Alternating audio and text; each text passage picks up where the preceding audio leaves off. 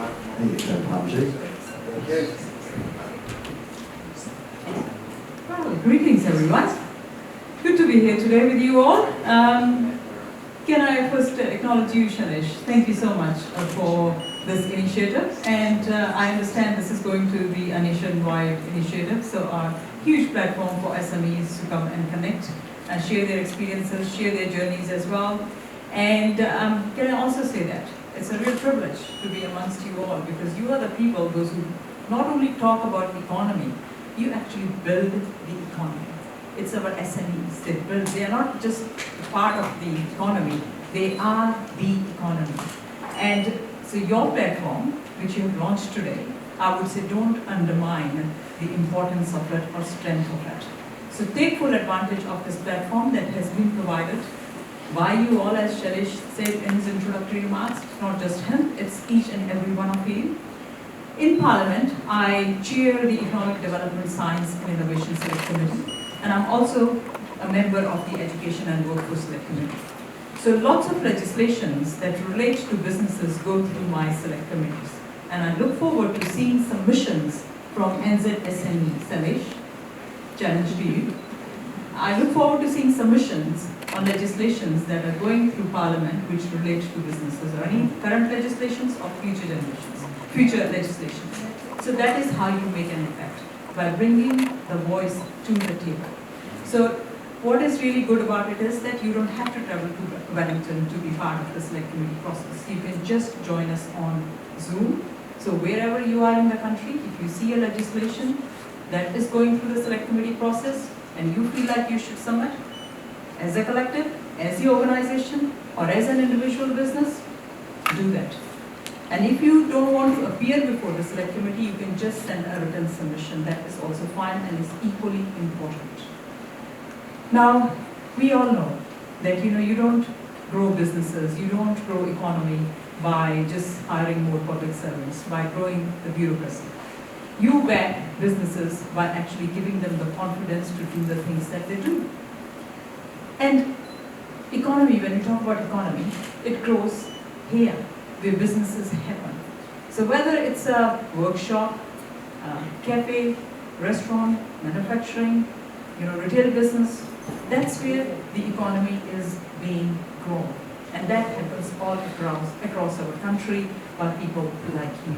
And I want to commend you all and thank you all for that. Because Wellington just knows how to spend.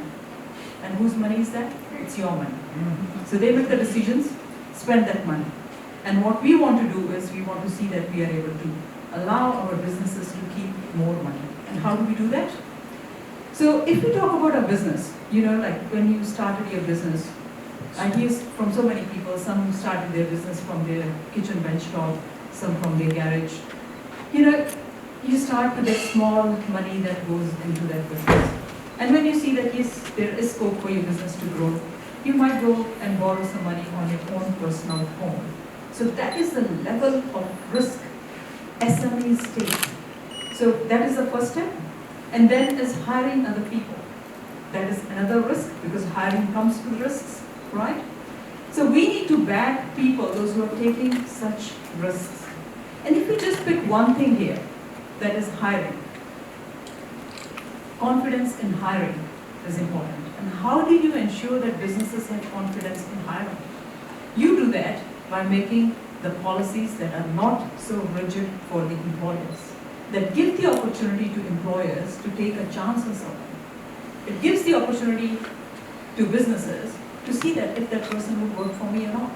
That kind of policy. And that is why we have in government reinstated 90-day trial period, as you would know. And as SMEs, many of you would have hired people. Yes, I have hired people in my life. And when you conduct interviews, in interviews, you will see some people do really well. But when it comes to delivering the actual task, they may not be that great. And on the other hand, some people, you might think, I'm not sure about this person in the interview process. But when you give them a chance, yeah, they do really well. So I'm not generalizing. A person who is good in interviews can also be really good, in the job, on the job. But somebody who is not good in the interview doesn't mean that person will not be good on the job. So it gives the opportunity to that business owner to to think that, look, I really need somebody here. And this person doesn't look that bad, so why not I give this person a chance? So that is what that 90-day trial period does. Gives the businesses the opportunity to take that chance and also give a chance to this individual. The second thing, of course, we don't want to see businesses, going through a lot of paperwork that is not resulting into anything that is good for the business or for the environment or for the customers or anybody. We call it red tape, regulations. So yes, we don't want it to be free, for all no regulations. We do need regulations, but we need regulations that actually work. Regulations that give us some kind of results, the results that we want. And there is so much of paperwork businesses do, as I've heard from so many businesses, and we want to cut all that. Because what happens is, businesses spend so much time trying to comply with these things which are not adding to their productivity, not adding to anything. And what does that do? That creates cost for the business. It's not only frustration, it's cost as well. And cost to a business, it doesn't stay only on your spreadsheets, you know this. Because if it's something that is costing you, what will you do as a wise business person? You will increase the cost of a price of the things that you produce, right? If you making bread, costing you more, instead of $1, you will sell it for $1.10 because you are there running a business and you want to see that your business is sustainable. So price of things goes up. And then, second thing, the increment that you might want to give to your staff. You may not be able to give that increment to that staff. It also means missed opportunity.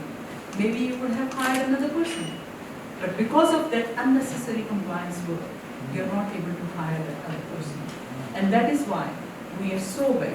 F Party is really big on cutting regulations.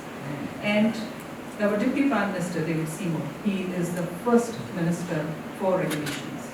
So actually we always joke, we say you should be Minister for E-regulation, not Minister for regulation, but now we don't want to change the name of that. But that is what his job is, to look at all the regulations and then basically decide which ones are good and which ones are bad, and the bad ones we want to get rid of them. Now, Professor Mueller, I want to acknowledge him for his comments about overseas investment. It's so important, we cannot ignore that. There will be a lot of people, they will be trying to spread misinformation that overseas investment means people are coming from other countries and taking over New Zealand. The reality is this, that we are a small nation and we do need people investing from other countries in our country. Because when these people are investing in our country, that means they have confidence, right, to invest here. When they bring that kind of money here, it's not an easy thing. And the other thing we need to note is this, that when somebody is investing here, they're not just bringing money. It's not about just money coming into our country. It's also sometimes the technology they bring, the expertise they bring. And what does that mean? That means it lifts the productivity of things that happen here in our country. So there are much, wider gains that happen with overseas investment in our businesses here in New Zealand. So what we are doing is we are making sure that people know that New Zealand is open for investment. And of course, there is a strict criteria for that. And what we want to see is that the applications are processed in a timely manner. Because investors are not just waiting for New Zealand. If they see that it's taking forever, they will just take their money and go somewhere else. And we don't want to lose that opportunity. One other point I want to raise is this, because I know that you might not be in that kind of business, but you might be. Businesses, those who deal with customers on a daily basis, right? If you're a cafe, you're a restaurant, you're a dairy, you're a liquor store, petrol pump, we saw, under the previous Labour government, how law and order was out of control. So there are a lot of things being done to ensure that people have confidence in our law and order system. Because you won't be doing that business if you don't feel safe or you think your staff is not safe in your business, right? I've heard from many, many people, those who have said to me that we have been running this business for 15 years, 18 years, but now it's time to take ownership. There were so many big protests that happened a couple of years ago, and I went to one protest in the city. And seeing so many people from small businesses, I was actually quite surprised because I organized myself some public meetings and I used to last minute get a call. There's nobody to relieve me today. I have to go and pick my son up from sports, so I can't come. So I understand, because when small businesses operating with just 2 or 3 people, it's very hard to find somebody to relieve them. But there were hundreds of people there. And these people told me that they have decided to shut their shop for a day to be at the protest because they really wanted to be heard. That's a big thing for a business. They sacrifice their day's income, because for these businesses, if customer comes in, then only they get money, right? They decided to sacrifice their income so that they could be heard. And just I want to highlight one policy because I drafted that policy. And that policy is about creating an aggravating factor. This is for if somebody attacks a sole charge worker.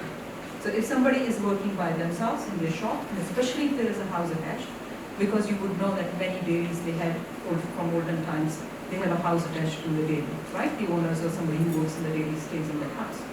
So we made this policy that if somebody attacks somebody who is a sole charge worker, especially if there is a dwelling attached, this should be considered as an aggravating factor in the sentencing law. Why? Because that person cannot run in their house to hide. Because somebody would think, oh, there's a house, they can just run and hide inside there. No, because that way they will be exposing their whole family to that criminal. And very good to say that, very happy to say that that is already a law now. Finally, look, this is beyond any policy work. One thing that I want to mention here is this. That in New Zealand, I have seen that sometimes people are really scared to share their success. They feel like they have to apologize for their success. Actually, that should not be the case. We should be applauding people, those who are successful. And the role of the government should be to allow businesses to do what they do really well, get out of their way, let people feel supported, let people feel supported and confident to take the risk to initiate the business. Because if businesses are doing well, they will be able to take up all the opportunities that will be presented through various international deals who do as well. So I just want to say this, that I am really looking forward to your success stories and really looking forward to celebrating your success with you all. And I want to wish you all a very, very best of luck. And thank you again for having me here. I've been signaled that I've taken more time than I was supposed to, so I'll stop here. But can I also say this, that my apologies, I have an extended family member, but a very, very close family member who is going overseas tonight. So I have to be, there to see them off at the airport, otherwise they will not talk to me for the rest of my life, so I can't miss that. But I'm really, really pleased to be here today and lovely to see you all, and once again, best of luck.